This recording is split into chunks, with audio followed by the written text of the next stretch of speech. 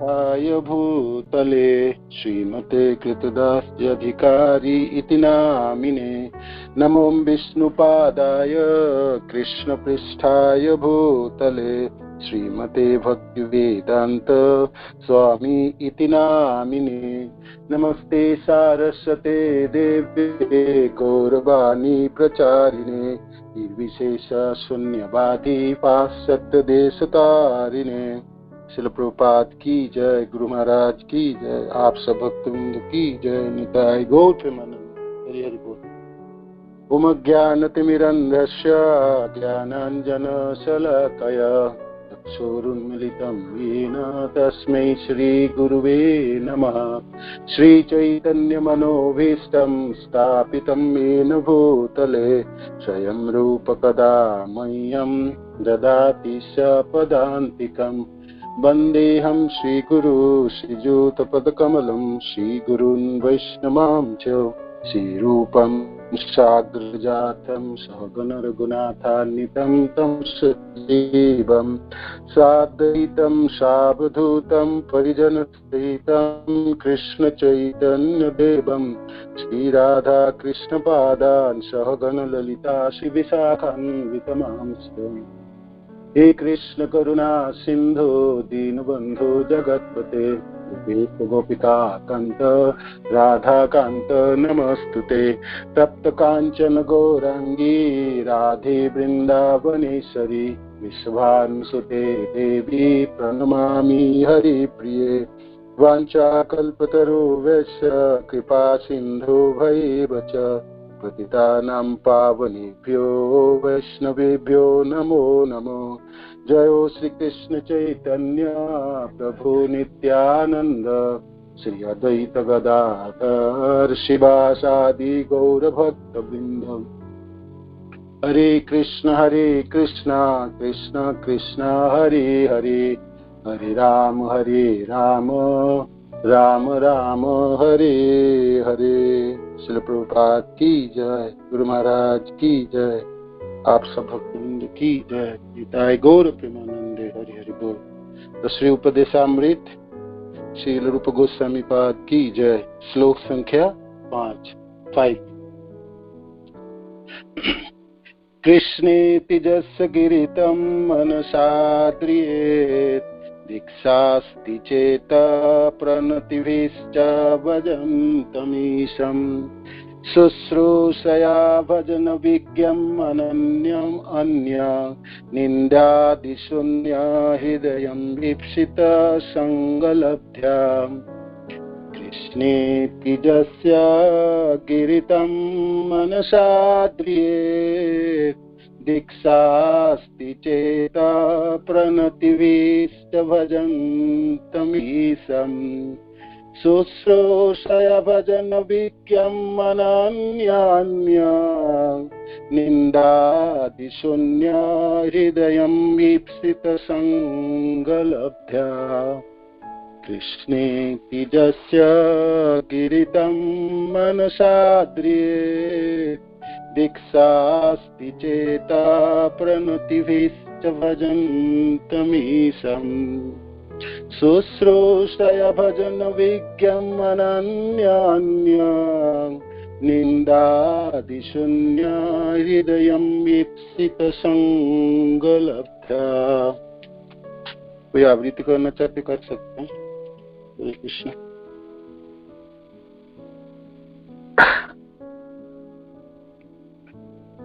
तो शब्दार्थ और अनुवाद श्रील प्रभुपाद की जय। कृष्ण भगवान कृष्ण का पवित्र नाम। इति इस प्रकार, जस्य जिसके, गिरि शब्द या वाणी में, तम उसको, मनसा मन से, आद्रियेत आदर करना चाहिए, दीक्षा दीक्षा, अस्ति है, चेत यदि, प्रणति भी प्रणाम के द्वारा, च भी भजंतम भक्ति में लगा हुआ, ईसम भगवान की, शुश्रूषया व्यवहारिक सेवा द्वारा, भजन विज्ञम भक्ति में आगे बढ़े हुए को, अनन्यम अविचल, अन्य निंदा आदि, अन्य की निंदा इत्यादि से शून्य विहीन, हृदय जिसका हृदय, ईप्सित इच्छित, संग संगति, लब्धा प्राप्त करके। अनुवाद, मनुष्य को चाहिए कि जो भक्त कृष्ण नाम का जप करता है उसका मन से आदर करे, मनुष्य आदर्य। उसे चाहिए कि वह उस भक्त को सादर नमस्कार करे, प्रणाम करे जिसने आध्यात्मिक दीक्षा ग्रहण कर ली है और अर्च विग्रह के पूजन में लगा हुआ है, एवं उसे चाहिए कि वह उस शुद्ध भक्त की संगति करे और श्रद्धा पूर्वक सेवा करे जो अनन्य भक्ति में आगे बढ़ा हुआ है और जिसका हृदय दूसरे की आलोचना, निंदा करने की प्रवृत्ति में सर्वथा विमुख है। तो ये श्लोक संख्या 5 और उनके अनुवाद तात्पर्य हम अभी पढ़ते हैं, वर्णन करते हैं धीरे धीरे करके। तो ये आज की क्लास। तो अब हम 4 श्लोक पढ़ चुके हैं, अब सुन चुके हमने। उपदेशामृत जो है एक मौलिक ग्रंथ है, श्रील रूप गोस्वामी पाद द्वारा रचित, और ये एक अद्भुत ग्रंथ है देखा जाए। भक्ति के रास्ते पे चलने वाले साधकों के लिए ये एक मैनुअल है, जिसको आप कहते हैं, जो हमेशा आपको जरूरत रहेंगे इसकी। भक्त अपनी साधन भक्ति में हो, वैदिक भक्ति तथा रागानुगा भक्ति, भाव भक्ति या प्रेमा भक्ति के स्तर, तो इस ग्रंथ में श्री रूप गोस्वामी पाद आपकी वो सीढ़ी तथा सोपान की वर्णन के जो एक साधक अपने साधन मार्ग से होते हुए भाव भक्ति तथा प्रेमा भक्ति तक पहुंच सकता है। तो ये जो 4 श्लोक हम पढ़ के आए, तो उनमें से प्रथम जो श्लोक है वाचो वेगो मनसो क्रोधो वेगो, इस श्लोक में जो 6 वेगों की वर्णन है, वेगों के वेग को दमन कैसे करके, तो ये भक्ति के लक्षण वर्णित हुई। दूसरे श्लोक में भक्ति के जो बाधक है, भक्ति के रास्ते पे प्रगति करने में जो आपकी बैरियर लगता है, जो ब्रेक लगाते हैं, जो भक्ति के नष्ट करता है, वो उनकी वर्णन है। प्रत्याहार, प्रयासास्ते, प्रकल्प, नियम आदि। तीसरे श्लोकों में जो भक्ति की जो अनुकूल वृत्ति है, जो भक्ति को भक्ति में आपको 4 चांद लगाती है, भक्ति में प्रगति कराता है, भक्ति के प्रगति में सहायता करती, सहायक, उस 6 विधियों की वर्णन है, जिसमें उत्साह, निश्चय, धैर्य, तत्कर्म प्रवर्तन का 6 विधि की वर्णन है। और चौथा श्लोक में जो कल प्रभु जी वर्णन कर रहे थे देव कृष्ण को, तो उसमें प्रदाति प्रतिगृह्णाति गुह्यमाख्याति गच्छति भुंक्ते भजते चैव षड् विधि पीति लक्षण। भक्तों के बीच में जो प्रेम तथा प्रीति की वर्धन कराती है जो 6 विधियां, वो इसमें वर्णन। तो ये 4 श्लोकों के माध्यम से मध्यम अधिकारी जनों, भक्तों की जो व्यवहार है बाहिक संसारों के प्रति, भक्त जनों के प्रति, ये वर्णन है। अगले 4 श्लोकों में भक्तों की जो गुणावली होगी, क्योंकि जो गुणों की जो तारतम्य वो वर्णित होंगी, और फिर बाद में ब्रज में स्थान ब्रज में रह के अनुगामी भक्त जनों के साथ चलते हुए भक्ति के आश्रय करना, भाव भक्ति तथा प्रेमा भक्ति तक राधा कुंड की बात आएंगे, ब्रज की बातें आएंगे, और वो प्रेमा भक्ति के स्तर तक पहुंचेंगे। ये छोटी सी एक बुक है तो श्लोक 11 श्लोक है, किंतु ये सब श्लोक आपकी प्रथम श्लोक से लेकर अंतिम श्लोक तक एक साधक को साधन से लेके प्रमा तक पहुंचाती है। और इस ग्रंथ के सारे श्लोक, जैसे गुरुदेव कहते हैं, कंठस्थ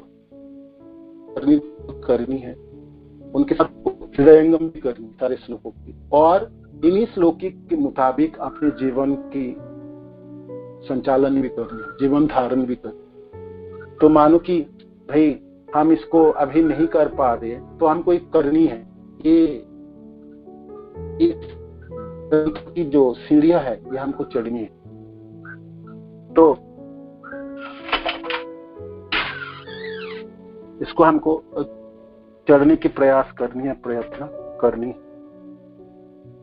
तो भक्ति के रास्ते पे कभी कभी चलते चलते कर्मश उत्पन्न होता है, जिसको कीचड़ कहलाते हैं, और वो आध्यात्मिक कीचड़ के रूप में भी हम भक्ति कर रहे हैं। तो सब कुछ हम भक्ति के नाम से चलाने के प्रयास कर लेते हैं। जैसे कभी कभी अपराध भी करते हैं और लाभ पूजा प्रतिष्ठा आदि भी उसके होड़ में रह जाते हैं। कभी सेवा अंगीकार कर लिए तो अपने आप को मैं सबसे बड़ा सेवक हूँ, मैं अपने गुरुदेव की व मेरी अपनी संप्रदाय में व अपनी कॉलोनी में व अपने काउंसलिंग में, या मेरी जो सेवाई हैं बाकी सबों से ऊपर है, या मैं जो सेवा कर सकता हूँ बाकी नहीं कर सकते। ऐसे बहुत सारे उदाहरण हैं। भक्ति के रास्ते पे चलते हुए भी आप कलमशग्रस्त हो जाते हैं, मतलब कीचड़ उत्पन्न होता है इसको, है ना। उसको कभी कभी आध्यात्मिक कलमश भी कहलाता है, कि हालांकि कलमश हमेशा भौतिक की होती है, वो आध्यात्मिक नहीं है, किंतु हम भक्ति के रास्ते पे चलते हुए उसको ये भी भक्ति के नाम में चला लेते हैं। तो उससे होता क्या, फल क्या होता क्या, उससे जो आपकी आनंद है भक्ति के रास्ते पे चलते समय, भक्ति के आनंद के विषय है दोस्तों, ये आनंद की प्राप्ति होती है।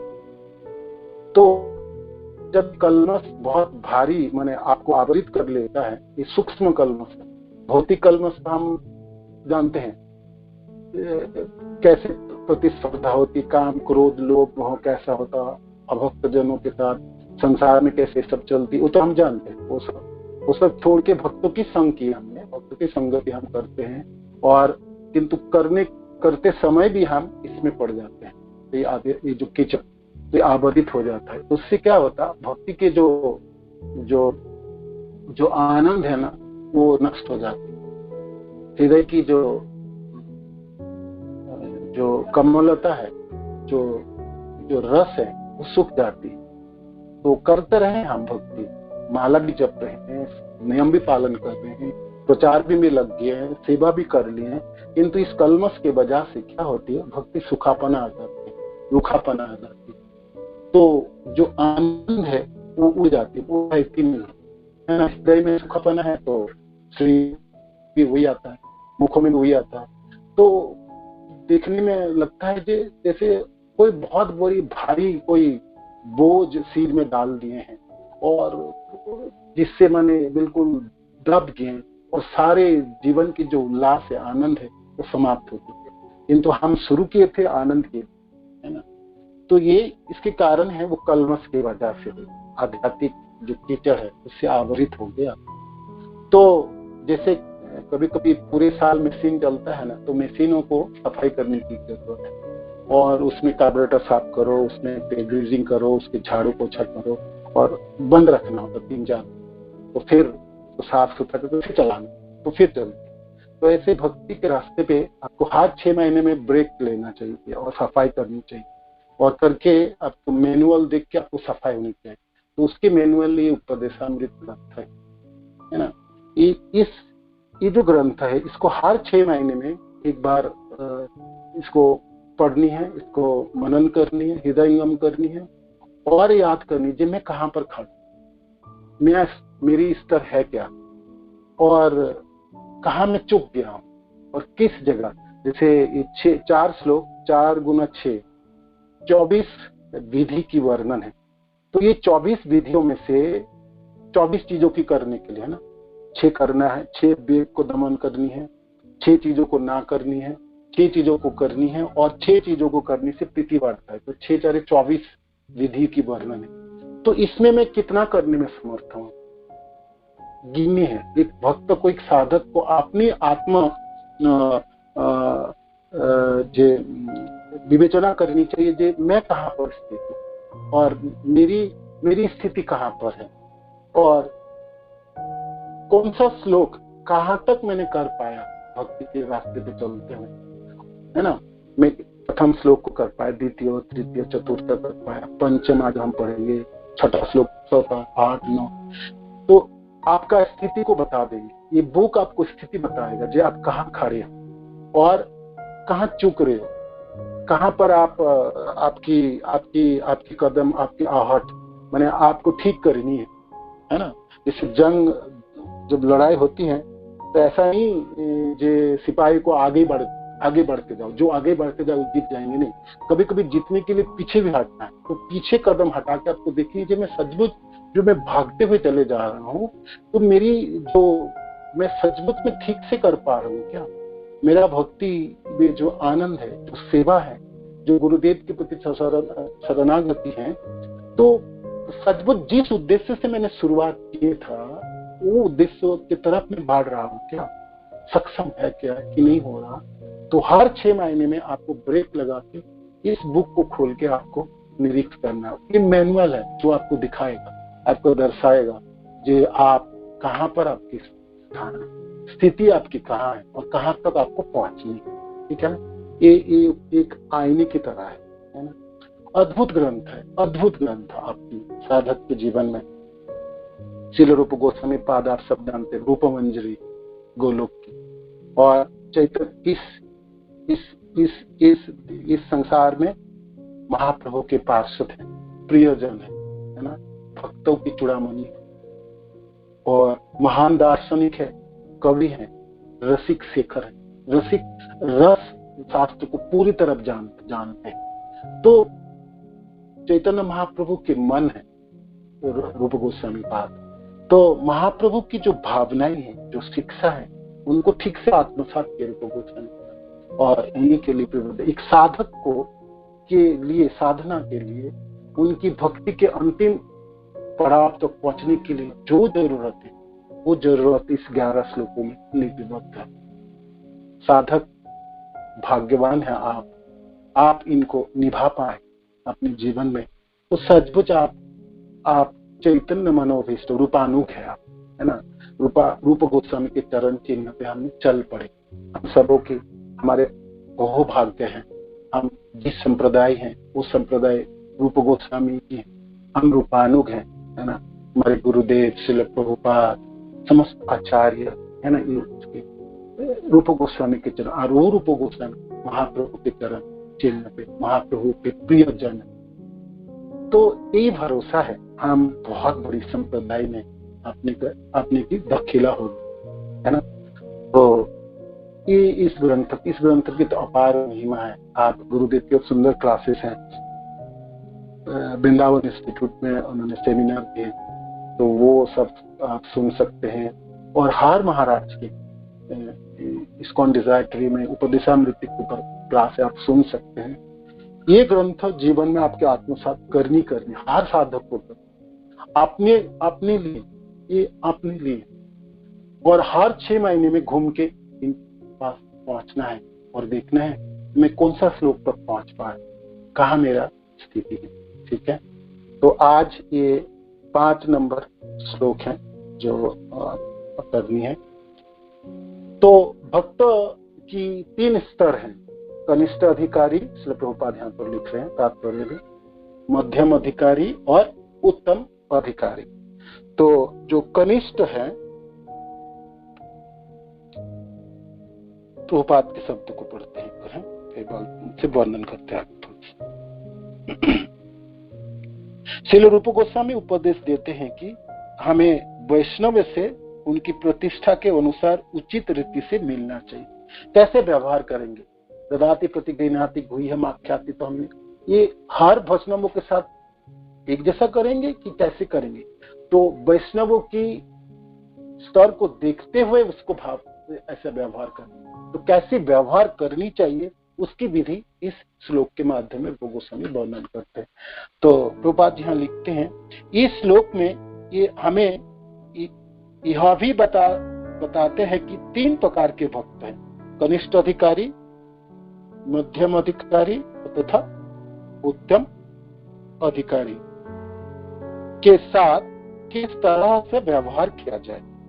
तो जो कनिष्ठ अधिकारी हैं वो नवदीक्षित हैं और क्या है, अभी अभी दीक्षा प्राप्त किए हैं ना, जो कनिष्ठ अधिकारी अभी अभी अपने गुरुदेव से दीक्षा प्राप्त किए हैं और हरिनाम की दीक्षा गुरु से उनको मिली है और जो भगवान नाम के जपने का प्रयास कर रहा होता है, ऐसा व्यक्ति को मन ही मन कनिष्ठ वैष्णव के रूप में सम्मान देना चाहिए। जो नवदीक्षित है अर्च विग्रह की सेवा में है तो उनकी जप में लगे हैं तो उसके मन ही मन सम्मान देना चाहिए। मनसा आद्रियत, तो एक प्रथम श्रेणी की भक्त की। दूसरा जो मध्यम अधिकारी है, गुरु से आध्यात्मिक दीक्षा प्राप्त किए रहता है और गुरु उसे भगवान की दिव्य प्रेमा भक्ति में पूरी तरह व्यस्त रखता है। कि मध्यम अधिकारी उसे भक्ति मार्ग के मध्य में स्थित समझना चाहिए। तो उनको कैसे सम्मान देना चाहिए? मध्यम अधिकारी को प्रणाम करनी चाहिए। और उत्तम अधिकारी यह है जो भक्ति में बहुत आगे बढ़ा चुका है। वह अन्य की निंदा करने में रुचि नहीं लेता, निंदादि शून्य। उसका हृदय पूरी तरह स्वच्छ रहता है और उसे अनन्य कृष्ण भावनामृत अवस्था की अनुभूति है। भजन विज्ञम अनन्यम, है ना, तो अभिचल भक्ति में रत है, अनन्य भक्ति में स्थित है और निंदादि शून्य है। ऐसा भक्त जो है वो उत्तम भक्त तथा महाभागवत है। श्रील रूप गोस्वामी के अनुसार ऐसी महाभागवतों की क्या संगति करनी चाहिए और उनकी शुश्रूषा सेवा करनी चाहिए। मन से आदर, मनसाद्रिय प्रथम स्तर की कनिष्ठ अधिकारी को प्रणाम करनी, द्वितीय मध्यम अधिकारी को दंडवत प्रणाम आदि करना, और जो उत्तम अधिकारी उनकी संग भी करने हैं और सेवा भी करनी, शुश्रूषा सेवा भी करनी। तो ये तीन तरह के भक्त के प्रति, तीन तरह के भक्त है और तीन तरह के भक्त की प्रति जो व्यवहार है, एक साधक की, एक भक्त के रास्ते पे जो चल पड़े हैं उनकी इस चीजों की ध्यान देनी चाहिए। रूप गोस्वामी पाद हमको वर्णन करते श्री रूप प्रभुपाद जी की तात्पर्य है। आगे इस कनिष्ठ अधिकारी की वर्णन हुई। ये कनिष्ठ अधिकारी क्या है? 11th कैंटो में भागवत के निवि महाराज की सभा में श्री हवीर जी की श्लोकास हैं। उत्तम भक्त कौन है, मध्यम और कनिष्ठ कौन है? कनिष्ठ से शुरू करते हैं। कनिष्ठ और जो ये श्लोक यहाँ पर वर्णित है श्रील प्रभुपाद जी वर्णन के, तो कनिष्ठ अधिकारी की क्या क्या और लक्षण है आगे वर्णन है।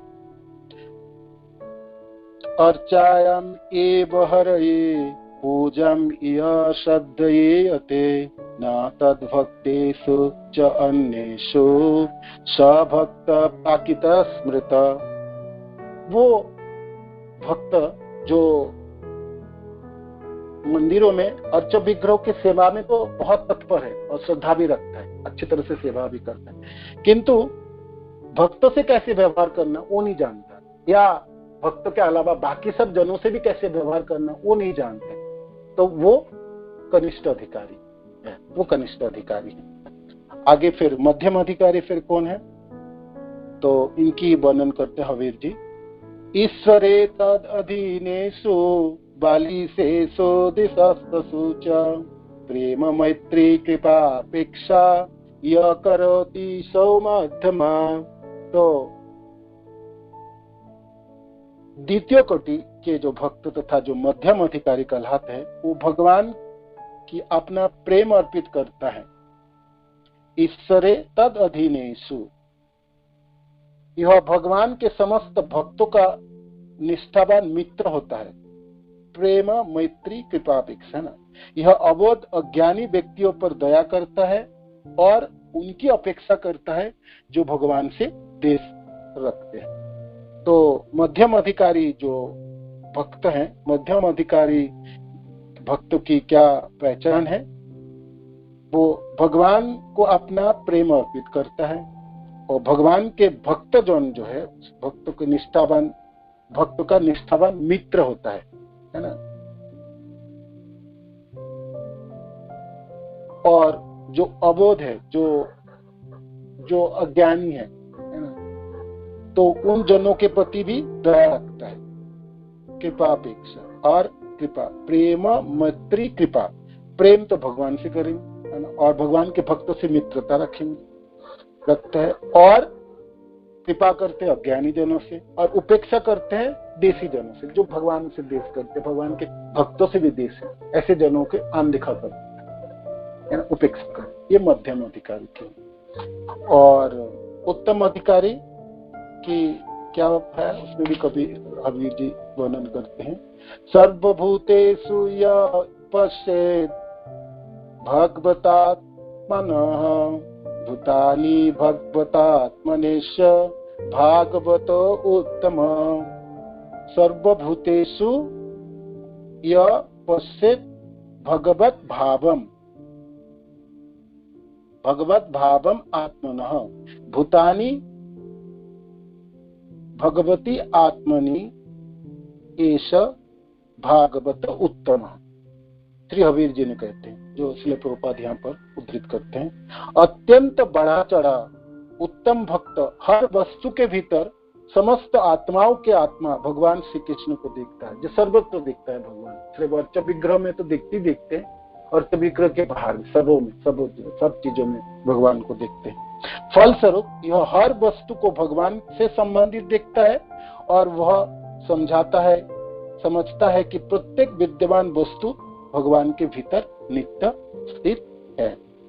जो माम पश्यति सर्वत्र सर्वम चोमयि पश्यति तस्याहम न प्रणश्यामि सचो में न प्रणश्यति। भागवत गीता 6.13 में भगवान कहते हैं ना, जो मुझे सर्वत्र देखता है और सब कुछ मुझ में देखता है, उसके लिए ना तो मैं कभी अदृश्य होता हूँ और ना यह मेरे लिए अदृश्य होता है। तो ये शुद्ध भक्त की, जो शुद्ध भक्त है, प्रेमांजन चूरित भक्ति विलोचनेन संत सदैव हृदयेषु विलोकयन्ति यम श्याम सुंदरम अचिंत गुण स्वरूपम गोविंदमादि पुरुषम तमहम भजामि।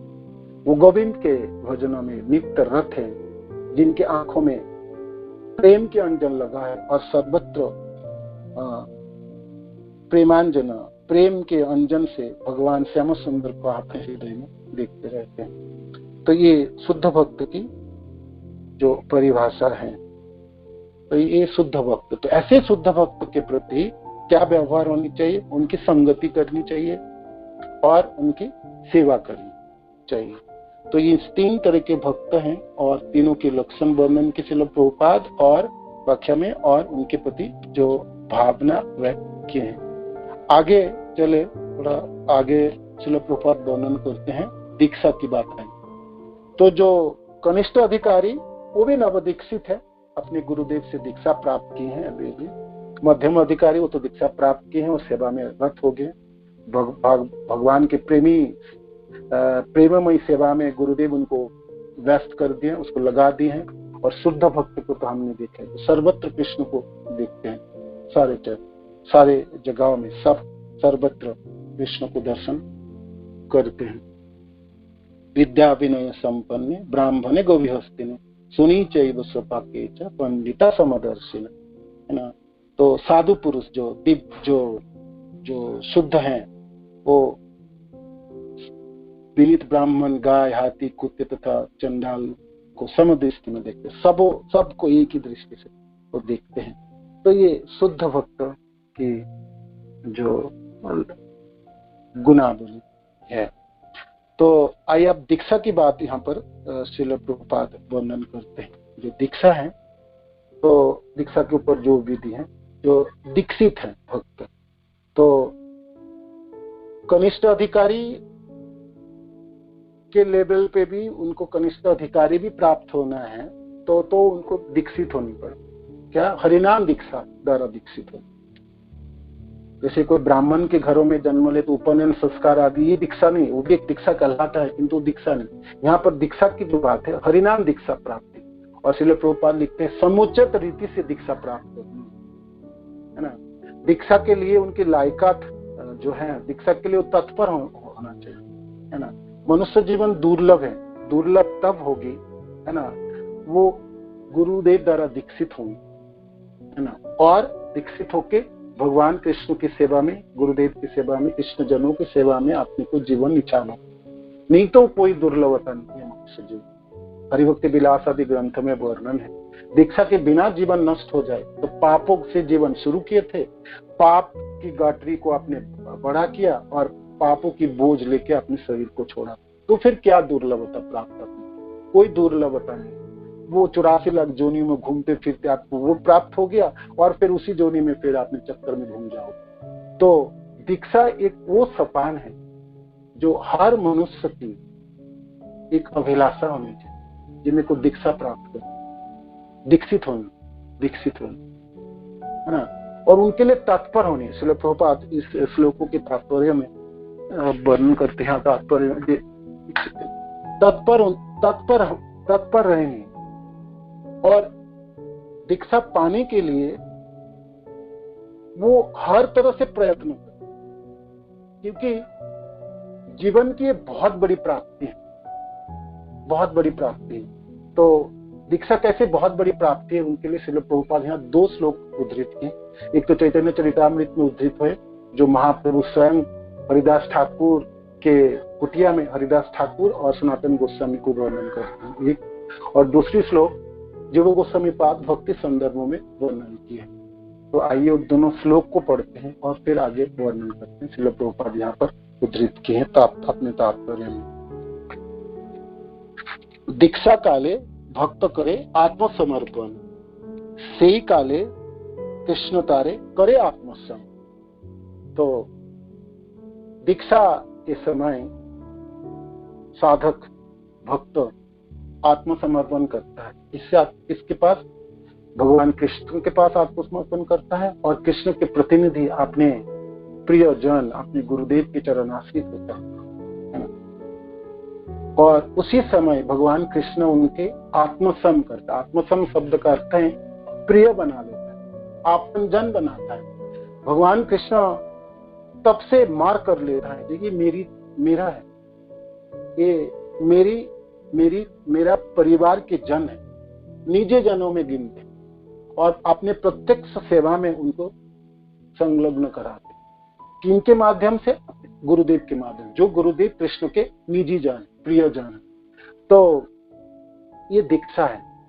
भगवान कृष्ण उसी दिन से अपना मानने लगता है उस साधक को। इससे पहले आप प्रश्न करेंगे, इससे पहले नहीं मान रहे थे क्या? भगवान तो सभी को पिता माता है, सभी को देखभाल करते हैं, ये ठीक है। जैसे उदाहरण के तौर पर एक राजा है, सबों की देखभाल करते हैं, अपने सभी प्रजा को देखभाल करते हैं, संरक्षण देते हैं, किंतु अपने निजी परिवार जनों को विशेष ध्यान देते हैं, प्रत्यक्ष संरक्षण में रखता है। अपनी पत्नी, अपने बच्चे, जैसे एक राजा कैसे ध्यान, वो भी उनकी प्रजा है और बाकी प्रजा भी उनकी प्रजा है, किंतु एक राजा अपने परिवार जनों के निजी संरक्षण में रखता है, अपने महलों में रखता है, अपने आश्रय प्रदान करते हैं, अपने संरक्षण में रखते हैं। तो भगवान कहते हैं आत्मसम, मैं अपने को, मेरा भक्त को जो दीक्षित हुए उसको मैं अपना निजी जन मान रहा हूँ, अपना जन, आपन जन मानता हूँ। तो देखिए, आपको कृष्ण के जनों में आपको गिनानी है तो आपको दीक्षा प्राप्त करनी है ना। दूसरी श्लोक जो श्रील प्रभुपाद यहाँ उद्धृत की है तात्पर्य में, वो जीव गोस्वामी की भक्ति संदर्भ में वर्णन कर रहे हैं। तो दीक्षा की ये श्लोक उसकी पढ़ते हैं, फिर बताते हैं आपको इसके क्या अर्थ है। दिव्य ज्ञानम जतो दद्यात् कुर्यात् पापस्य संशयम् तस्मात् दीक्षेति स प्रत्या देशैकस्तथ्यको विदेहि। दिव्य ज्ञानम जतो दद्यात्, दीक्षा से क्या ज्ञान प्राप्त होता? भौतिक ज्ञान नहीं, दिव्य ज्ञान प्राप्त होता है। दिव्य ज्ञान और क्या है? कुर्यात् पापस्य संशय, और सारे पाप को नष्ट करता है। जो जन्मों जन्मों की पाप, करोड़ों जन्मों के पाप जो पूंजीभूत हुए, जो जीव धोके चल रहा है, अपने प्रारब्ध के रूप में वो नष्ट हो जाता है ना, वो नष्ट हो जाता है। तो देखो भाई, अपने पापों को काटना है, तो जिसको काटने का शक्ति आपके पास नहीं है, आप काट नहीं सकते, है ना, बहुत ही मुश्किल है। इसलिए दीक्षा के बिना जीवन आपके बीत गया तो बिल्कुल बेकार है आपके जीवन। तो जो लोग भी आज इस लाइन में सुन रहे हैं, जो लोग दीक्षा प्राप्त नहीं किए, आप अपने पूरे चेष्टा, पूरे प्रचेष्टा, सारी इंद्रिया इसमें लगाइए कि मेरे को कैसे करके दीक्षा लेनी, गुरुदेव के चरण आश्रित होने, कैसे भी करके बचना है, मेरे को बचाना, अपने पापों को क्षय करना है, मेरे को कृष्ण के जनों में अपने को गिनाना है और दिव्य ज्ञान के रास्ते पे चलनी है। ये आत्मसप शब्द जब चैतन्य महाप्रभु वर्णन कर रहे थे, हरिदास ठाकुर और सनातन गोस्वामी पाद को वर्णन करते, ये उस अध्याय में वर्णन जब सनातन गोस्वामी पाद वृंदावन से जगन्नाथपुरी पहुंचे। ये मध्य लीला में आती है कथा। सनातन गोस्वामी पाद एक बार मथुरा होते हुए, झारखंड के रास्ते होते हुए जगन्नाथपुरी पधारे। तो रास्ते में बहुत लंबा रास्ता, उस जमाने में तो कोई भाई ट्रेन और बस तो चलने था नहीं, पैदल चलना होता, और कम से कम 2500 किलोमीटर रास्ता है ना, 3000 किलोमीटर रास्ता आप लगभग सोचिए, वृंदावन से जगन्नाथपुरी, और वो पैदल और फिर जंगलों के रास्ते में जाना। तो रास्ते में खान पान ठीक नहीं है, स्नान आदि ठीक नहीं है, पानी वगैरह कहाँ पिए, तो पूरे शरीर में खुजली हो गई सनातन गोस्वामी, और उतने भयानक खुजली हो गए तो उसमें पकने लगे, मन से पास निकलने लगे, तो उसमें दुर्गंध मय खुजली थे।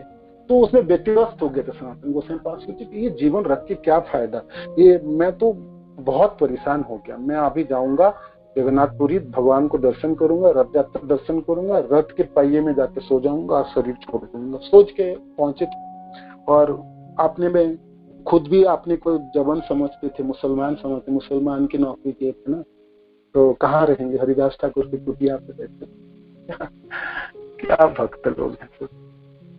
तो ऐसा सोचे ही थे, ऐसे करेंगे तो महाप्रभु तो रोज आते थे हरिदास ठाकुर के, आके तो लगाए डांट, कहते क्या सोचते हैं, तुम्हारा ये शरीर तुम्हारा थोड़ी है, ये शरीर तो मेरे हैं, मेरी सेवा के लिए, मैं कृष्ण की सेवा के लिए मैंने चुना हूँ, ऐसा कैसे सोच सकते तुम, इसको तुम छोड़ दोगे, है ना, और ऐसा सोच भी कैसे सके।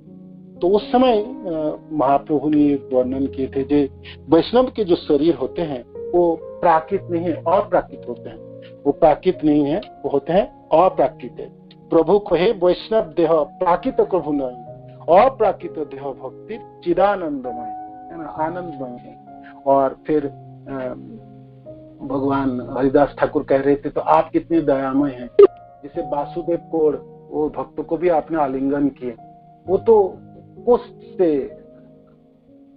कुष्ठ था उनको, वासुदेव कोड़ के नाम से दक्षिण भारत की यात्रा में जानते, तो वो पूरा गला हुआ शरीर था और उसके शरीरों में वो कीड़े पड़ गया था, उनको भी महाप्रभु ने आलिंगन किया और उनके प्रेम दान दिए, है ना। तो भगवान कितनी कृपालु है। तो भगवान कह रहे हैं हरिदास ठाकुर और सनातन, ये जो वैष्णव जन है, ये मेरे निजी जन है, मेरी शरीर है ये, है ना।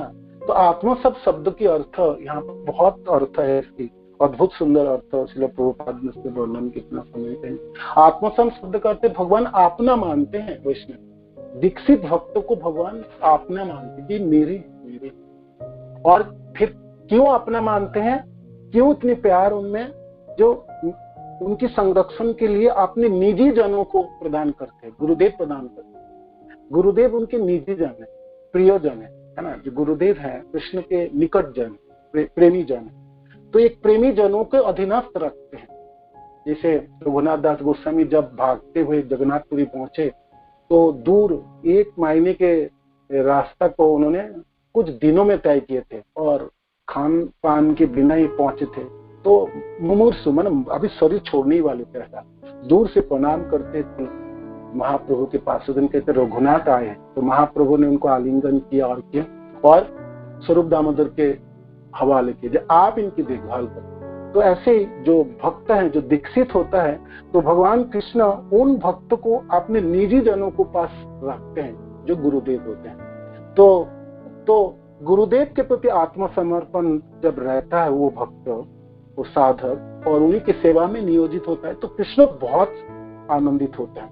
कृष्ण बहुत आनंदित होते हैं और आपने को आपने से भी बड़े मानते हैं। आपने इसलिए अपने परिवार जनों में गिन लेते, तुरंत गिनते। तो ये दीक्षा है। दीक्षा एक बहुत बड़ी सोपान है ना। एक मनुष्य जीवन की, एक साधक की जीवन में एक बहुत बड़ी प्राप्ति है ना, बहुत बड़ी, जो वो कभी भी कैसा भी करके वो प्राप्त नहीं कर सकते। कोई साधन से, धन से, भौतिक किसी चीजों से तो प्राप्त कर ही नहीं सकते।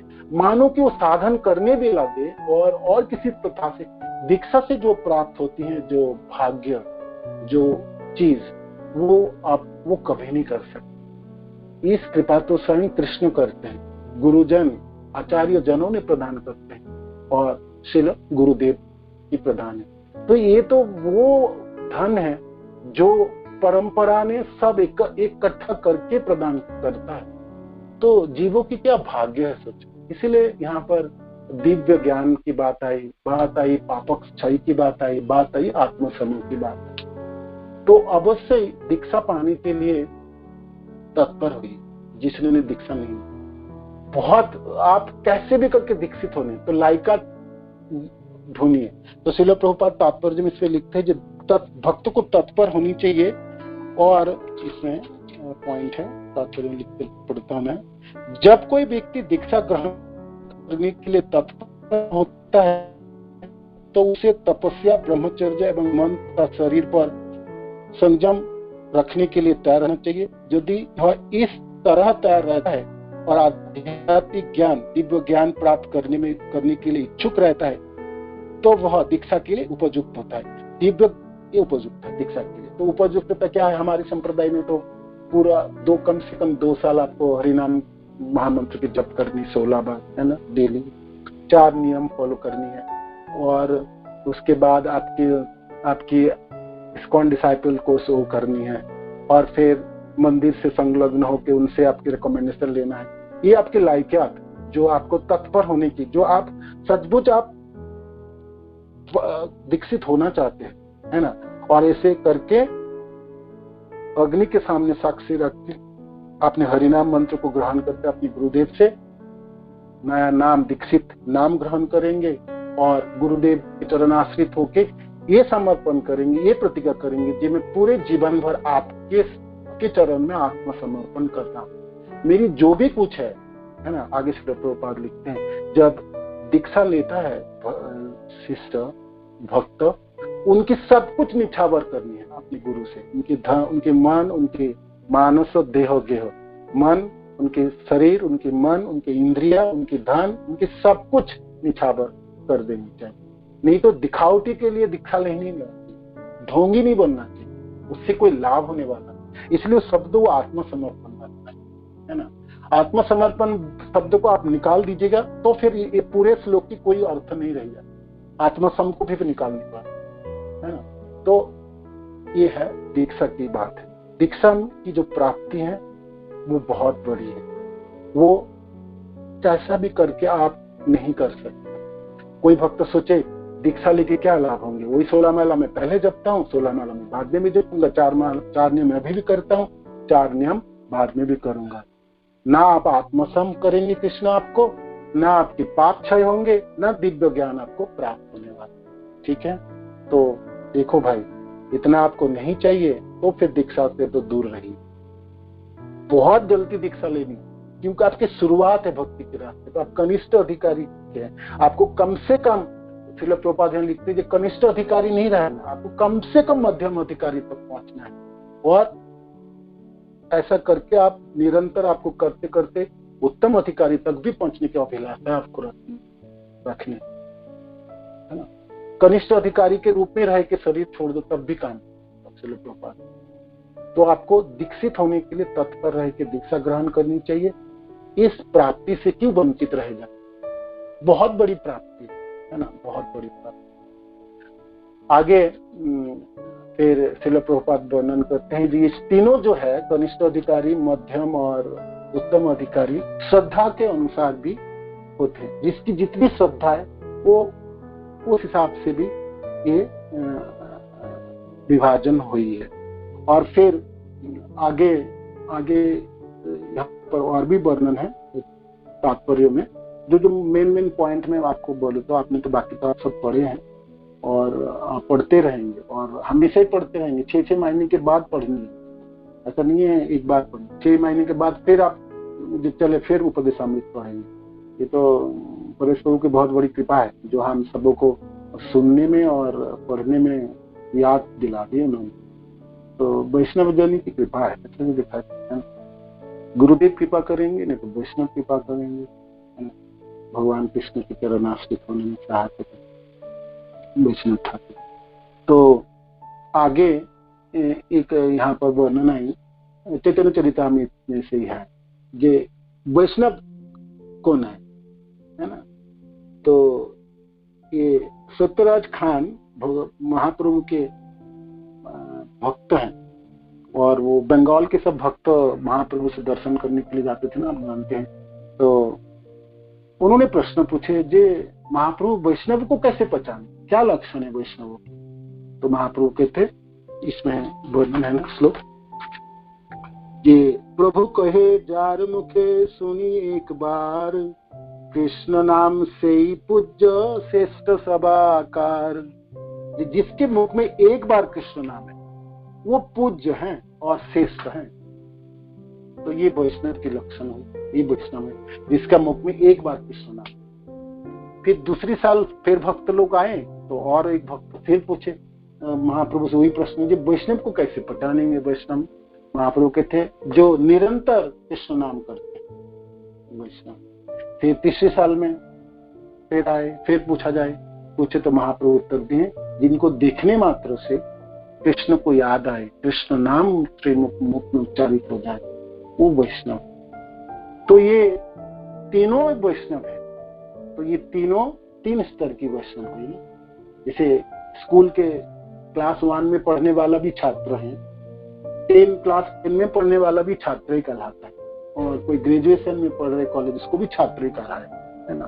छात्र तो है भाई, किंतु 3 स्तरों के छात्र हैं वो देखने। तो ये जो एक बार जिनके मुख में कृष्ण नाम है वो कनिष्ठ अधिकारी हुई, और जो निरंतर कृष्ण नाम को उच्चारण वो मध्यम अधिकारी, और जिनको देखने मात्र से आपको कृष्ण नाम कृष्ण याद स्मरण में आ जाए, कृष्ण नाम उच्चारित हो जाए मुख से, तो वो उत्तम अधिकारी में गिना जाता है। तो ऐसे करके भी ये भक्तों की वर्णन आई चैतन्य चरितामृत में। आगे श्रद्धा के हिसाब से भी ये विभाजन है, जिनकी कितना श्रद्धा है, जिसकी जैसी श्रद्धा है उस श्रद्धा के हिसाब से भी कनिष्ठ मध्यम उत्तम अधिकारी भी है। श्रद्धावान जन है भक्ति अधिकारी, उत्तम मध्यम कनिष्ठ श्रद्धा अनुसारी। महाप्रभु कहते हैं मनुष्य श्रद्धा के विकास के अनुसार ही भक्ति के प्रारंभिक पद, मध्यम तथा उच्चतम पद पर भक्त बनने के लिए योग्य बनता है ना। श्रद्धा शब्दे विश्वास कहे सुदृढ़ निश्चय, कृष्ण भक्ति कहिले सर्व क्रमकृत है। तो ये श्रद्धा है। श्रद्धा क्या है? एक विश्वास है, एक दृढ़ता है, एक निश्चयता है। क्या निश्चयता है? क्या निश्चय हुई? निश्चय है कि कृष्ण भक्ति करने से सारे कर्म हो जाते हैं, सारे आनुषंगिक कर्म पूरा हो जाए, कुछ बाकी नहीं रहेंगे। ये कृष्ण भक्ति में कर रहा हूं तो और कुछ मेरे को करना, और कोई चीज छूट जाए, किसी और चीज को मैं अलग से करने पृथक करना पड़ेगी। भक्ति के माध्यम से सारे कर्म संपादित हो जाएंगे, सब कुछ प्राप्त हो जाएंगे, सारे कुछ। तो ये जो निश्चयता है, जो विश्वास है, ये श्रद्धा है ना। तो जिसकी जैसी श्रद्धा है कृष्ण भक्ति के रास्ते पे, जो जिस परसेंटेज में श्रद्धा को विकसित करेंगे है ना, तो वही श्रद्धा आगे बढ़ के होती है ना। श्रद्धा, फिर साधु संग, फिर भजन क्रिया, फिर रुचि, निष्ठा, आसक्ति, भाव और प्रेम आदि। श्रद्धा, इसलिए महाप्रभु कहते श्रद्धा की विकास से कनिष्ठ, कनिष्ठ से मध्यम, मध्यम से उत्तम अधिकारी प्राप्त होते हैं। आगे तो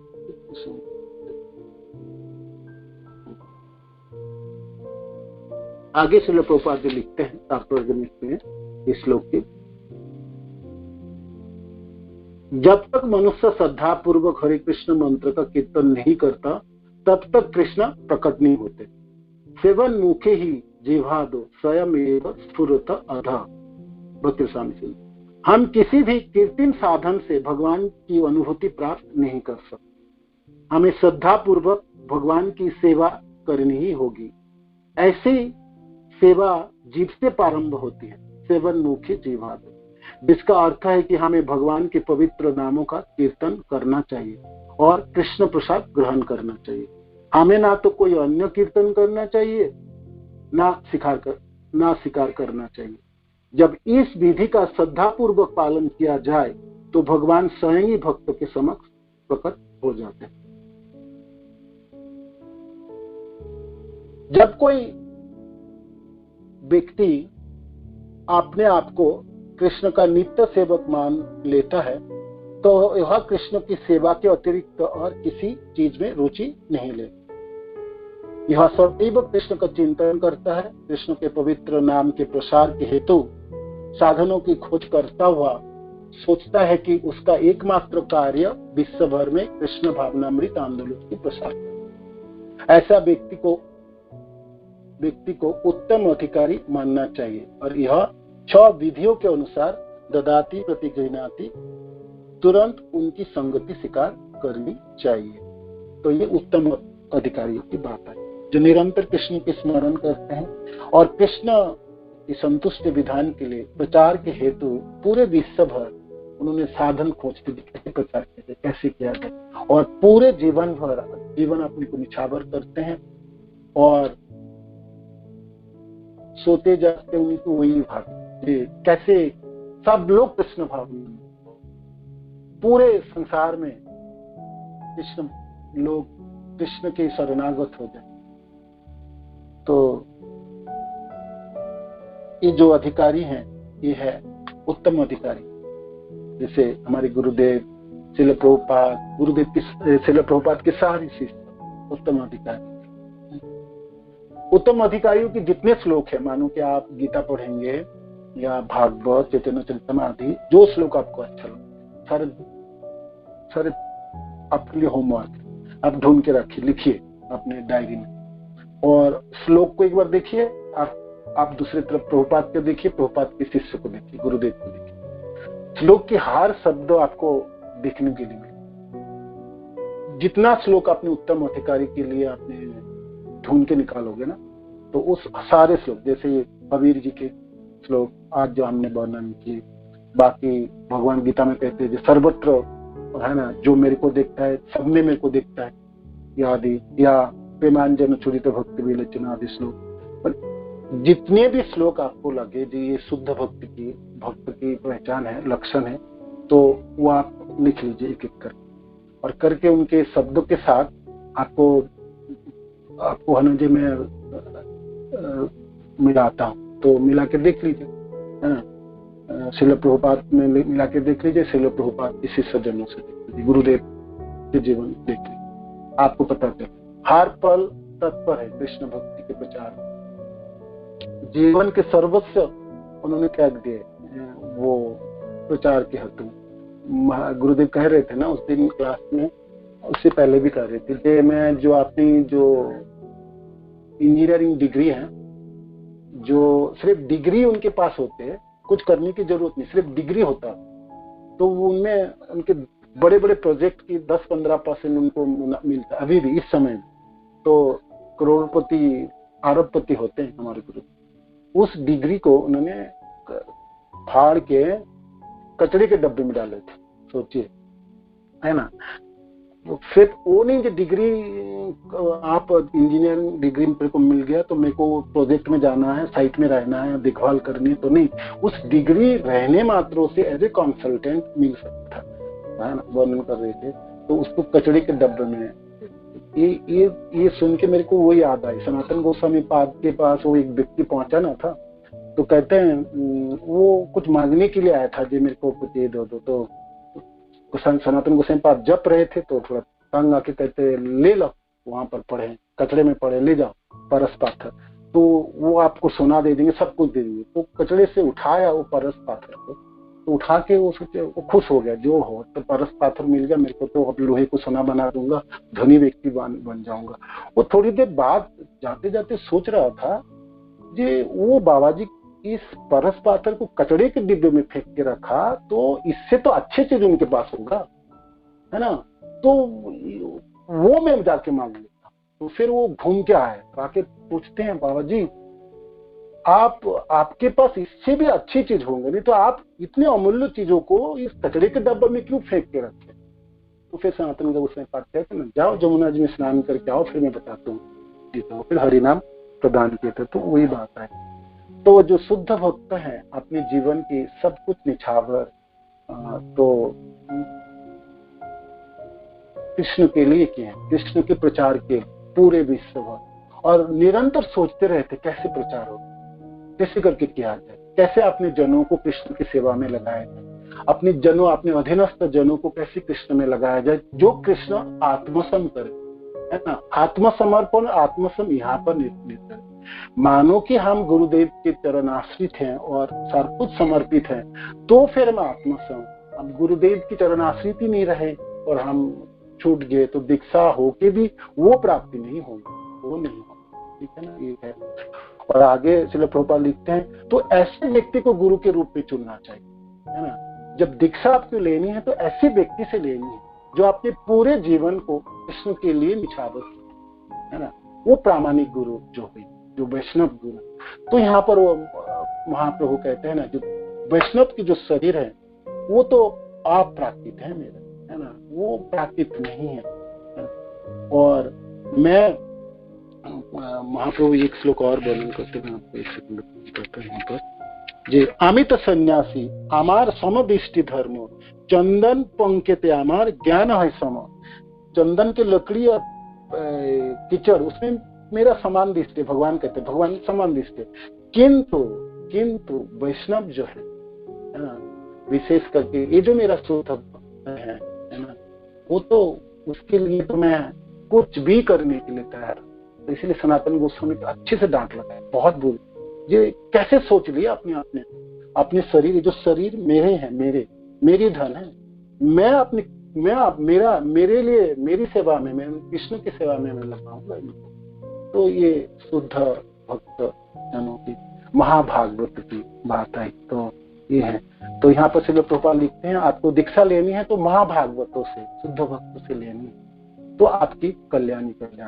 हाँ, मध्यम अधिकारी या कनिष्ठ अधिकारी से आप दीक्षित हो जाओ, तो फिर आप अपने स्तर को आप उन्नीत नहीं कर पाओगे, आप उठ नहीं पाओगे, है ना।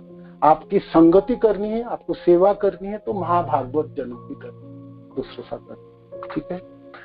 तो फिर आगे रूप गोस्वामी पाद उपदेश देते हैं, जे इस श्लोक में श्रील रूप गोस्वामी भक्त को कम से कम इतना बुद्धिमान बनने के लिए उपदेश देते हैं कि जिससे वो मध्यम तथा उत्तम अधिकारी में अंतर कर सके, भक्त को अपनी अंतर कर सके और उसके मुताबिक व्यवहार कर सके, ना। वो नहीं जो मूर्ख है, किसी को भी कुछ भी व्यवहार कर लो, नहीं, तो कि स्तर के हिसाब से आपको व्यवहार करनी है। और दूसरी जो बात श्रील प्रभुपाद लिखते हैं, जी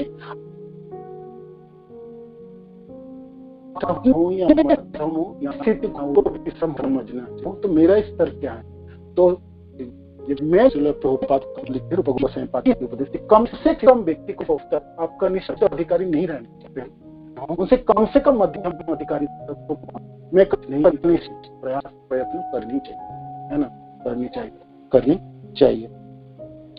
तो भक्त को अपनी भी स्थिति जाननी चाहिए और किसी उच्च पदासीन भक्त का अनुकरण नहीं करनी चाहिए। इस मानो कि आपकी स्थिति हुई नहीं और आपने दिखावटी करने लग गया, तो मैं तो निरंतर स्मरण कर, माने ढोंगी नहीं बननी चाहिए। तो यहाँ पर ये भी चेतावनी, जे आपको महाभागवतों की अनुकरण नहीं करनी चाहिए, अनुकरण नहीं करनी चाहिए।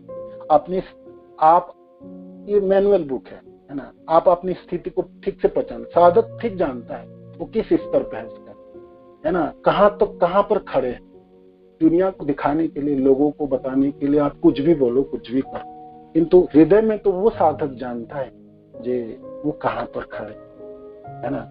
तो साधु आप सावधान हो जाओ, आप देखो कहाँ पर स्थित है, और मानो कि आप कनिष्ठ ही रहे कनिष्ठ अधिकारी है, तो आपको कम से कम मध्यम अधिकारी तक पहुंचने के लिए अपने प्रयत्न, आपके गुरुदेव के चरण आश्रित हो जाओ, सेवा अंगीकार कर रहे हो, भक्त जनों की सेवा अंगीकार करके, और वो कमी सारे पूरी करनी है। जो कमी, जहां पर कमी है, क्या कमी है वो आपको दिखाएंगे, हर श्लोक आपको दिखाते हैं ये कहां पर कमी है। आप इस चीजों को आपको सुधार करके वहां तक पहुंचनी,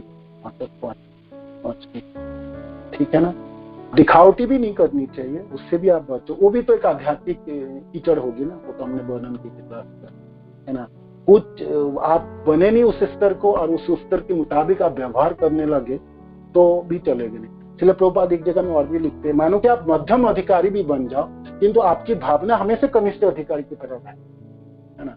आप उतने विनम्र रहेंगे, उतनी अपने भक्त जनों के प्रति श्रद्धा ज्ञापन करोगे। कभी भी नहीं है जब मैं मध्यम अधिकारी हो गया, है ना।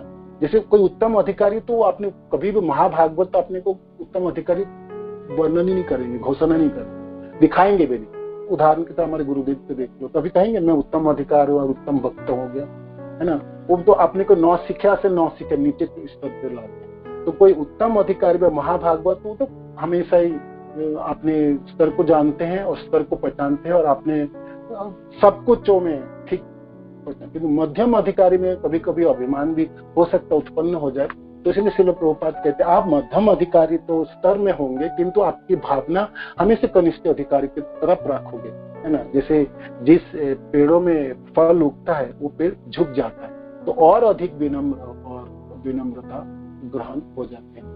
अपने आप जब भक्त विनम्र हो जाए और दिल से, हृदय से हो जाए, लिप से नहीं, होठों से नहीं, है ना, और सचमुच आपकी देश चली जाए भक्त के प्रति, नहीं तो जैसे क्या लक्षण है, थोड़ी सी अभिज्ञता से मैं आपको बोलूं। मानो कि कोई भक्त आपको बहुत प्यारा लगता है, कोई तो बिल्कुल देखने को मन नहीं करता, तो फिर आप सावधान साहब, आपके लिए तो बहुत भारी विडंबना, बहुत ही भयंकर बाधा उपस्थित करते हैं। ये मेरी जान, ये दूसरे जन, वो भी आपकी अनुकूल मनोवृत्ति है। उपदेशामृत के आमुख में श्रील प्रभुपाद जब आमुख है, इसकी जो इंट्रोडक्शन वाली पेज है, सिर्फ 1.5 पेज की है ना, 1-2 पेज के, उसमें लास्ट पैराग्राफ में पहला एक लाइन है, कृष्ण भावनामृत के प्रगति अनुयायी को मनोवृत्ति पर निर्भर करती है। ये एक अद्भुत लाइन है ना। ये लाइन तो आपके जीवन की मूलभूत आधार बनानी चाहिए। क्या, एक बार और पढ़ के आपको सुनाता हूँ। कृष्ण भावनामृत की प्रगति अनुयायी की मनोवृत्ति पर निर्भर करती है। ये आमुख की लास्ट पैराग्राफ की फर्स्ट लाइन। तो क्या अर्थ है इसकी, कैसी मनोवृत्ति है आपकी, है ना। आप इस भक्ति के रास्ते पे चल पड़े हैं, तो आप कृष्ण की दास बनना चाहते हैं, अपने गुरुदेव की दास बनना चाहते हैं, आप सेवक के रूप में आपके परिचय है उस संसार में, तो आपकी मनोवृत्ति कैसी है उसके ऊपर निर्भर करती है। क्या मनोवृत्ति है, क्या मनोवृत्ति है। सब खेल तो मनोवृत्ति की, है ना। तो इस रास्ते पे अनुकूल मनोवृत्ति ग्रहण करनी पड़ेगी, प्रतिकूल मनोवृत्ति को सब छोड़नी पड़ेगी। तो क्या अनुकूल मनोवृत्ति है और क्या प्रतिकूल मनोवृत्ति है, वो सब आप जानते हैं। उसकी वर्णन आज करने के समय यहाँ पर है, घंटा हो गया, ठीक है ना।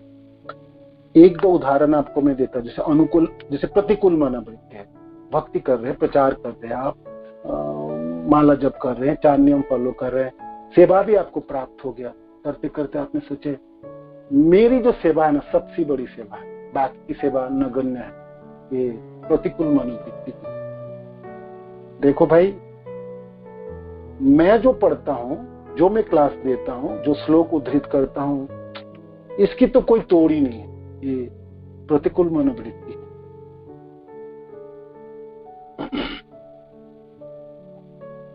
2-4 साल दीक्षा लेके आए, इन लोगों को तो क्या बोलूं, क्या सिखाऊं, है ना। फिलोसॉफी नहीं जानते, दर्शन ही नहीं जानते, तत्व को सीखा ही नहीं है। और तत्व सीखनी चाहिए, है ना, तत्व सीखो। प्रतिकूल मनोवृत्ति अनगिनत उदाहरण है, प्रतिकूल मनोवृत्ति है। सेवा अंगीकार होगी, भक्ति में लग गए, प्रचार भी हो रहे हैं, और जीवन में जो आनंद है वो उड़ चुके हैं, है ही नहीं। रस शून्य हृदय है और सारे चीज कर रहे हैं, 16 माला जपेंगे, आरती करेंगे, सेवा करेंगे, वो करेंगे, ये करेंगे, वो करेंगे। उनको देखो, उनकी तरफ, ना आपको खुशी होगा ना उनको खुशी है। तो पढ़ गया आपने कोई प्रतिकूल मनोवृत्तियों। इसी करके अनगिनत उदाहरण हो सकते हैं, आप सब लोग बता सकते, बना सकते हैं इसको, किंतु ये मूलभूत लाइन है। इस लाइन से श्रील प्रभुपाद इस ग्रंथों की शुरुआत की है। कृष्ण भावनामृत की प्रगति अनुयायी की मनोवृत्ति पर निर्भर करती है। ठीक है, कृष्ण भावनामृत के अनुयायी को आदर्श गोस्वामी होना चाहिए, आदर्श बननी चाहिए, आदर्श मनोवृत्ति होनी चाहिए। मनोवृत्ति क्या होना चाहिए? मेरे को सेवा करनी है, मेरे को गुरुदेव मेरा संतुष्ट हो, भक्त जन संतुष्ट, मेरे को कृष्ण की संतुष्टि के, कृष्ण प्रेम तथा कृष्ण धाम की प्राप्तियों के लिए मेरा तो लक्ष्य आपकी वो होनी चाहिए, और सेवा मेरे को मिलनी चाहिए। मैं सबसे अधम हूँ, है ना, मेरे पास कोई क्षमता नहीं है ना। क्या क्षमता बताओ, एक मनुष्य में क्या क्षमता है? अपने गुरुदेव जो भी आपके पास थोड़ी बहुत है, भी जो भी कुछ आपके पास है, जो भी कुछ सेवा आप कर, गुरुदेव ने आपको प्रदान की। क्या लायकात थे आपको बताओ, और क्या लायकात आपका होगी भी, है ना। दीक्षा की जो प्राप्ति है वो गुरुदेव ने दी, आचार्य जनों ने दी। तो ये अनुकूल मनोवृत्ति, ये भाव, जो मैं सबसे अधम हूँ, मैं पतित हूँ, मेरे पास कोई क्षमता नहीं है, ये तो मेरे गुरु द्वारा प्राप्त है, मेरी श्रील प्रभुपाद द्वारा प्राप्त है, भक्त जनों ने कृपा की है, मैं कृपा की जांचना करता हूँ। मेरे को ये संसार भरा हुआ है, इससे मेरे को कैसे भी करके, मेरी कलवश होते हुए भी, मेरे पाप होते हुए, मेरी दुर्बुद्धि होते हुए भी, मेरा गुरुदेव मेरे को चरणाश्रित किया, गुरुदेव ने मेरे कृपा आशा होता है ना। तो ये सब अनुकूल मनोवृत्तियां है, इसको अनुकूल मन। तो वो इस्कॉन डिजायर ट्री में ना भक्ति रसामृत महाराज बहुत सुंदर इस श्लोक के ऊपर, इस एक लाइन के ऊपर उन्होंने 2 घंटे के मनोवृत्ति, पॉजिटिव एटीट्यूड कैसे होनी चाहिए। तो ये इसके छोटे मोटे उदाहरण है, और आज की श्लोक है, और आगे कल भी हम पढ़ेंगे, बहुत सुंदर है। ये उपदेशामृत, श्री रूप गोस्वामी की जय, श्री प्रभुपाद की जय, गुरु महाराज की जय, आप सब भक्त जिंद की हरे कृष्ण। तो किसी को कोई प्रश्न है आज के श्लोक के ऊपर, या कोई पूछ सकते हैं, कोई ऐड करना चाहते प्लीज कीजिए। हरि बोल, हरे कृष्ण।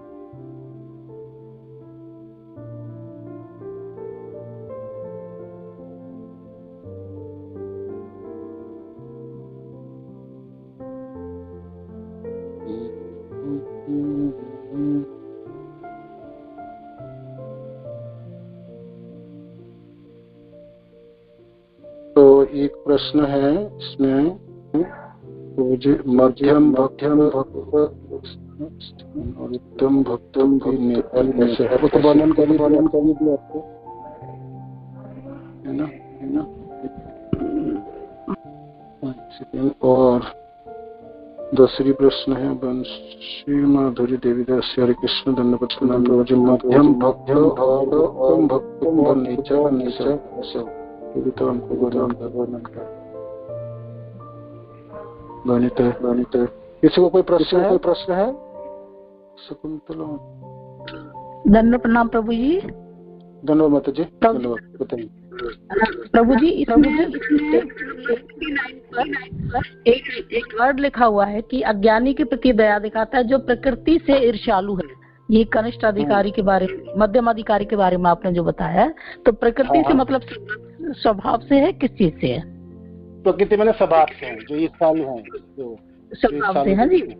हाँ प्रभु जी, एक स्वरूप सिद्ध व्यक्ति के स्वरूप सिद्ध कौन होता है, प्लीज इसको जरा बताइए। स्वरूप सिद्ध, स्वरूप माने स्वरूप शब्द का अर्थ है निजी रूप, अपना, है ना जी। अपने रूप से तात्पर्य ये पेज नंबर के मैं आपको बताता हूँ, आप अपने आप म्यूट कर लीजिए, सुनाइए अपने आपको। स्वरूप सिद्ध है, जीवेर स्वरूप है कृष्णेर नित्यदास, ना जीव किस क्या स्वरूप है, हमारे सनातन स्वरूप क्या है, हम भगवान कृष्ण के दास नित्य दास है। तो ये जो बोध जब हो जाता है जे हम कृष्ण दास हैं, कृष्ण के लिए मेरा जीवन है, कृष्ण की, तो उसी कृष्ण की सेवा में जब वो अपने को निछावर करता है तो वो स्वरूप सिद्ध व्यक्ति है ना, उस स्वरूप को बने, ये स्वरूप सिद्ध की। ठीक है माता जी, हरे कृष्ण। हरे कृष्ण प्रभु जी। प्रभु जी एक छोटा सा क्वेश्चन और है, बताइए। ये आपने जो बताया था ना कलमश, भौतिक कलमश जो है वो ठीक है, लेकिन आध्यात्मिक कार्य करते हुए कुछ जो त्रुटियां हमारे अंदर आ जाती हैं, वो क्या, उनको हम क्या कहें? उसको भी कलमश है ना, वो भी कीचड़ है ना। जैसे आप भक्ति में लगे हो, किंतु भक्ति कर रहे हैं, तो भक्ति करते करके आपको लाभ, पूजा, प्रतिष्ठा के प्रति आपकी भावना जागी, या आपके अपराध बोध हुए, या जैसे आज हमने पढ़े किस तरह के भक्त हैं और किनको क्या सम्मान देना चाहिए, वो भी हम नहीं जानते, है ना। तो ये सब, और आपको संसार के प्रति कोई प्राप्ति, कोई इंद्रिय तृप्ति व कोई भोग के कोई चीज प्राप्ति है, धन या जन या लाभ, पूजा, प्रतिष्ठा आदि, तो ये सब आप भक्ति कर रहे हैं, तो हम सोचते हैं हाँ ये सब चीज भी तो भक्ति के नाम से लगा देते हैं, ये भी तो आध्यात्मिक है। ये बहुत सारे कार्य, बहुत सारे जो आपके कदम, वो भक्ति नहीं है, भक्ति में सहायक नहीं है, वो आपके अवरोध हो। और किंतु भक्ति के चलाकालीन आप कर रहे तो आप मानते हैं तो ये भी भक्ति में गिना जाएंगे, गिना नहीं जाते हैं, तो वो कलमश होती है ना, जो हमने आध्यात्मिक कलमश रूप में चला तो देते हैं, किंतु वो आध्यात्मिक नहीं है, वो हमारी कलमश है, वो हमारे भक्ति के रास्ते पे बाधा है और प्रगति को रोकता है, तो वो कलमश के रूप में माना जाता है ना। जैसे मैंने उदाहरण आपको दिया था, जिस सेवा प्राप्त हो गया, अब सेवा करने लगे, सेवा एक आध्यात्मिक कार्य है, कृष्ण जनों की सेवा, कृष्ण की सेवा, गुरुदेव की सेवा, किंतु सेवा करते समय आपके अहंकार जाग उठी, जो मैं सबसे बड़ी सेवा हूँ, मैं जो सेवा करता हूँ मेरी जैसा सेवा कोई नहीं करता है, ये जो भावना जब ही जाग उठे तो आप तो ये कलमश है, किंतु ये भक्ति के दायरे में ही उठा आपको, है ना। और आप अपने को समझाओगे जो मैं तो सेवक हूँ, मैं तो भक्ति कर रहा हूँ, किंतु फिर तभी भी तो कलमश जागे, तो ये कलमश आध्यात्मिक कलमश या कीचड़ के नाम से जाना जाता है, हालांकि कलमश ही होता है। ठीक है, तो ऐसे करके बहुत सारे उदाहरण होते हैं ना, समझ सकते हो आप। हरे कृष्ण। हरे कृष्णा प्रभु जी, बहुत सुंदर लेक्चर आपने दिया, बहुत ही सुंदर प्रैक्टिकल नॉलेज के लिए थैंक यू वेरी मच। धन्यवाद। हरे कृष्ण। और किसी को कोई प्रश्न है, कोई कुछ ऐड करना चाहते हैं, उनको समाप्त करते हैं क्लास।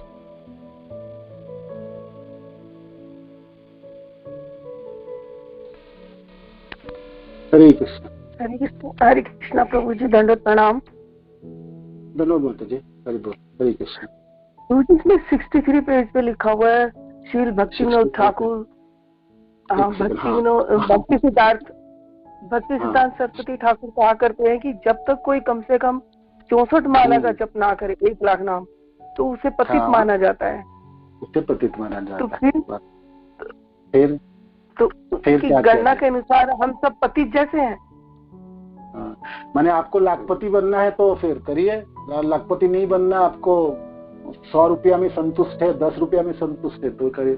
भक्ति सिद्धांत सरस्वती महाराज की उक्ति है भाई, जे कम से कम 64 माला जपो, माने 1 लाख माला, है ना, तो फिर आप पतित, नहीं तो आप पतित हो। तो प्रभुपाद ने 16 माला की क्यों कराए, 16 माला जप, तो इस पूरे चैप्टर पैराग्राफ में लिखे हैं इसलिए प्रभुपाद, जो यूरोपियन डिवोटी व पाश्चात्य देशों के भक्त अपने मन नहीं लगा पाएंगे और वो करने में सक्षम नहीं है, तो उनके लिए कम से कम न्यूनतम 16 माला की बात की है शिल प्रभुपाद। शिल प्रभुपाद इन्हीं का है जे 16 माला कम से कम 16, उसके नीचे नहीं जाओ, है ना। किंतु इसके ऊपर तो आपको करनी और सचमुच करना है आपको। और उसमें शिल प्रभुपाद लिखते हैं जे किंतु हम अभी सेवा में लगे हैं, गृहस्थ के कार्यों में हैं, और हम गुरुदेव के चरणाश्रित हैं, और हम करने के लिए इच्छुक हैं और लालायित हैं और समर्पण भी कर रहे हैं, और चैतन्य महाप्रभु अवश्य कृपा करेंगे, हम अपने पतित अवस्थाओं में अवश्य उठ जाएंगे। वो भी लाइन है ना, मैंने पढ़ा नहीं था इतना। जी जी, नहीं है जी, है ना। हाँ, इसमें लिखे हैं, एक सेकंड,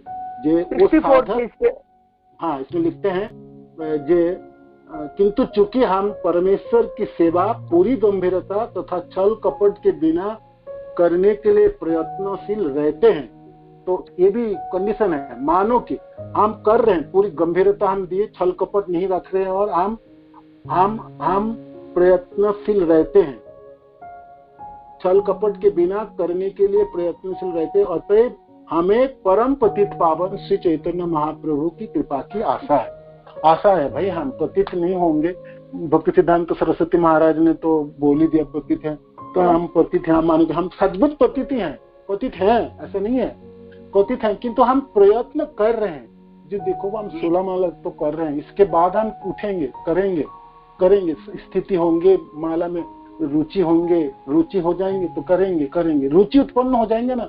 64 माला क्या, कितनी माला भी कर सकते। मैंने देखा माता जी, वो हमारे गुरु भाई है ना, जो अभी शरीर छोड़े, वो गोविंद देव प्रभु की अद्भुत निष्ठा है, क्या अद्भुत निष्ठा उत्पन्न की उन्होंने। मेरे सामने मेरे पीछे दीक्षित हुए उन्होंने, और गुरुदेव के चरण आश्रित हुए, और क्या अद्भुत उनकी विश्वास थे गुरुदेव पे। हमेशा मेरे को कहते हैं, प्रभु जी इतने बड़े गुरुदेव प्राप्त हो गए, यही वाक्य कहते थे। जो कितनी कृपा है, इतने महान संत मेरा प्राप्त हो गए, गुरुदेव मेरा इतने महान है, इतने, एक ही वाक्य वो करते थे। वो गुरुदेव से मिले ही नहीं थे, 1-2 बार मिले होंगे, है ना, 1-2 बार मिले। अद्भुत श्रद्धा उत्पन्न किया, अद्भुत श्रद्धा, और अपने जीवन को ऐसे सुंदर संचालित किए, नाम में ऐसे सुंदर रुचि उत्पन्न कर लिया। 16 माला से 25 जपे, 25 से 30, 30 से 32 जपने लगे, 64 जपने लगे, 84 माला तक पहुंचे। निरंतर जपते थे, और आनंद से दोनों हस्बैंड वाइफ विचरण करते थे, पूरे सिपरा में घूमते थे। फिर कुछ भी मैंने बोलता हूँ कर दो, सची भी करते थे, बुक डिस्ट्रीब्यूशन करते थे, जिसको देखते थे कृष्ण को उपदेश देते थे, बातें करते थे, और पूरे अपने अंतिम जीवन ऐसे बिताए। तो वो होता है, सब लोगों की यही हमारी सब अभिलाषा, जो हम सचमुच कर पाएंगे 64 माला। भक्ति सिद्धांत सरस्वती महाराज की ये अभिलाषा भी हमारी, हम पतित नहीं रहेंगे सरस्वती ठाकुर, अवश्य हम गुरुदेव की कृपा से ये भी कर पाएंगे, है ना, ये भी कर पाएंगे। तो ऐसे सब हम करें, छल कपट के बिना, ऐसी इच्छा भी रखे जो हम कर पाएंगे, ऐसा एक दिन कर पाएंगे, अपने पतित अवस्था को उद्धार कर पाए। ठीक है, ऐसे करके उत्तर ढूंढ लीजिए अपने आप। मैं तो खुद ही नहीं कर रहा हूँ, मैं इसकी क्या उत्तर दूंगा, इसलिए पॉइंट मैंने अवॉइड कर गया था, जो मैं खुद ही नहीं कर पाता हूँ। ठीक है, पतित है सभी, देखा जाए तो इस उद्देश्य तो पतित ही है, बचना है हमको। श्रील प्रभुपाद की 16 माला तो न्यूनतम है, कम से कम 16 माला कहते हैं। श्रील प्रभुपाद थोड़ी रखी ऊपर से इतने माला नहीं, इसके आगे नहीं करना, कम से कम करना 16। हमने तो उसी को स्टैंडर्ड मान लिया, और वही उसी उतनी ही करते, उतना करने में भारी पड़ जाता है।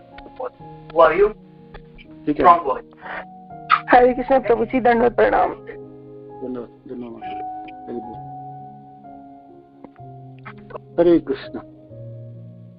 वंशाकल्पतरुभ्यश्च कृपा सिन्धुभ्यैव पतितानां पावनेभ्यो वैष्णवेभ्यो नमः। श्रील प्रभुपाद की जय, गुरु महाराज की जय, निताय गौर प्रेमानंद।